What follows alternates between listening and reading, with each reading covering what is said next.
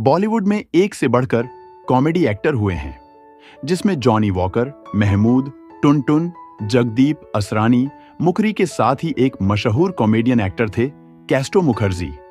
कैस्टो जैसे ही लड़खड़ाते हुए पर्दे पर अवतरित होते थे, दर्शकों की हंस हंस कर लोटपोट हो जाते थे। कैस्टो मुखर्जी एक ऐसे भारतीय कॉमेडियन एक्टर थे जिन्हें देखते ही दर्शकों की हंसी छूट जाती थी।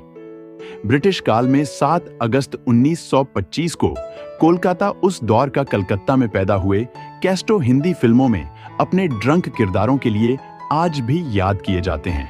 लेकिन कैस्टो जब फिल्मी दुनिया में आए थे तो तब नशेड़ी का रोल नहीं करते थे। ये तो असित सेन थे जिसने पहली बार इस अंदाज में उन्हें पर्दे पर पेश किया। जंजीर और शोले जैसी ब्लॉकबस्टर फिल्मों के लिए दिवंगत एक्टर आज भी याद किए जाते हैं।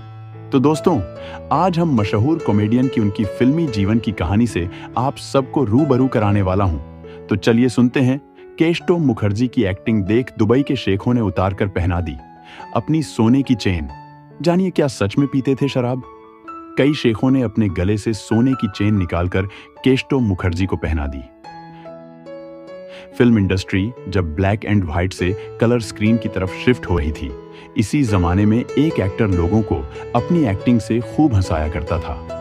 अपनी ज्यादातर फिल्मों शराबी का किरदार निभाने वाले दिग्गज एक्टर कैस्टो मुखर्जी बॉलीवुड की करीब 90 फिल्में में काम किया।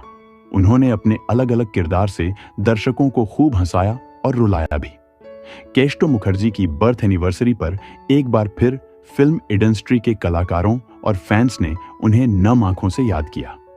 कैस्टो के बारे में आपने सुना होगा कि वो बिना शराब पिए ही शराबी की इतनी अच्छी एक्टिंग करते थे कि बड़े पर्दे पर उनका ये राज दशकों तक कोई नहीं जान पाया।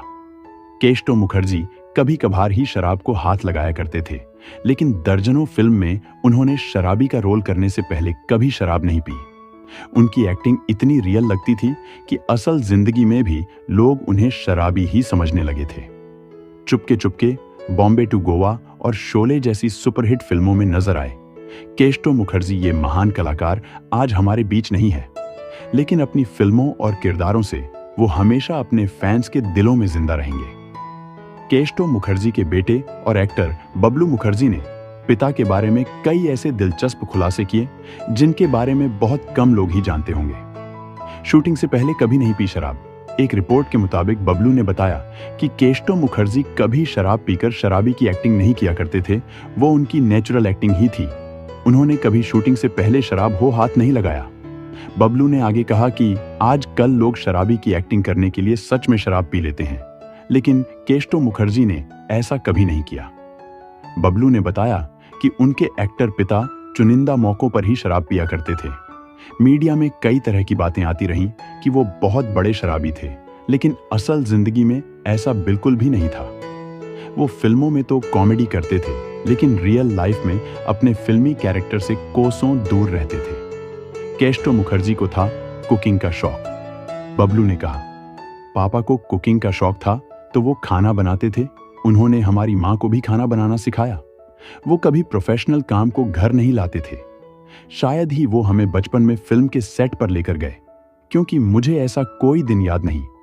पापा के निधन के बाद हमें असली मायनों में ये पता चला कि वो कितने बड़े कलाकार थे। लोग उनकी एक्टिंग के दीवाने थे। अगर पापा काम के सिलसिले से विदेश जाते तो वहां से न वो खुद के लिए कुछ लाते, ना ही फैमिली के लिए। हालांकि इस वजह से मेरी माँ की सहेलियां उन्हें चिढ़ाती भी थीं कि पापा उनके लिए विदेश से कोई गिफ्ट नहीं लाते। सोने की चेन से ऊपर तक भराया था गला। कैस्टो ने आगे कहा, मेरे पिता उन एक्टर्स में थे जिन्हें दुबई में रेड कारपेट वेलकम मिला।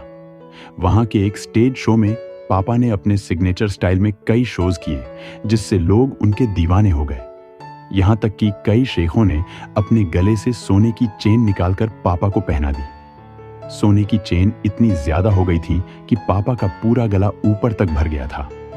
हालांकि पापा कैस्टो मुखर्जी ने उन सभी से अनुरोध किया कि अपनी चेन वापस ले लें, क्योंकि वो भारत जाते समय घंटों कस्टम की लाइन में खड़ा नहीं रहना चाहते।